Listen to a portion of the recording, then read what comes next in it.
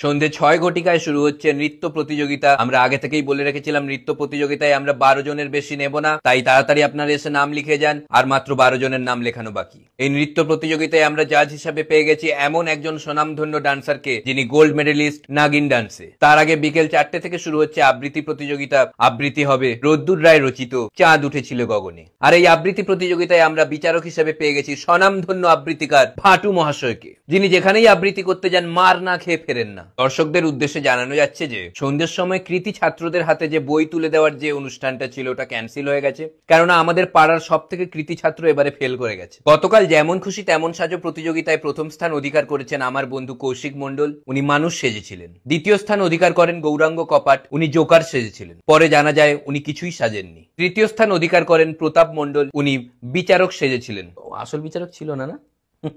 আজকের শেষ অনুষ্ঠান সঙ্গীত প্রতিযোগিতা। আর এই সঙ্গীত প্রতিযোগিতার জন্য আমরা ক্লাসিক্যাল যে গানটা সিলেক্ট করেছি সেটা শ্রদ্ধেয় বাদশাহ মহাশয়ের লেখা ডিজে ওয়ালে বাবু। কালকে বিকেলে শুরু হচ্ছে আমাদের বিখ্যাত বিতর্ক সভা। এই বিতর্কে কেউ যদি বিচারক হতে চান এসে নাম লিখিয়ে যান। বিতর্কের বিষয়, বিচারকের সিদ্ধান্ত ভুল হলে ওকে মারা উচিত। আমরা দেখতে পাচ্ছি কিছু দর্শক রোডের ওপরে সাইকেল নিয়ে দাঁড়িয়ে আছেন, ওখানে যানবাহন চলাচল করছে। আপনাদের অনুরোধ করা হচ্ছে আপনারা রোডের নিচে সাইকেলটা রেখে দিন, যাতে কোনো দুর্ঘটনা ঘটলে আমরা সাইকেলটা পেয়ে যাই। প্রতাপ মন্ডল আপনি যেখানেই থাকুন না কেন অতি শীঘ্রই অন্য কোথাও লুকিয়ে যান। আপনাকে এখানে সবাই মারবে বলে খোঁজাখুঁজি করছে। প্রতাপ মন্ডল আপনি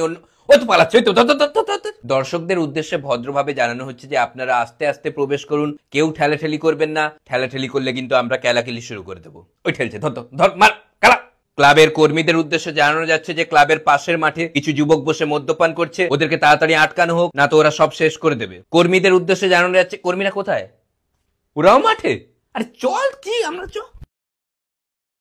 পুজোতে কাপলরা যেভাবে ঘুরে বেড়ায় সেটা নিয়ে আপনি কি বলতে চান? এটা একদমই একটা দৃষ্টিকটু ব্যাপার, আমি এটাকে একদমই সাপোর্ট করি না। দেখতে খুব খারাপ লাগে, খুবই অশোভনীয় একটা ব্যাপার। গুরুজনদের সামনে, গুরুজনরা ওখানে যাচ্ছে, গুরুজনদের সামনে হাত ধরে ছি।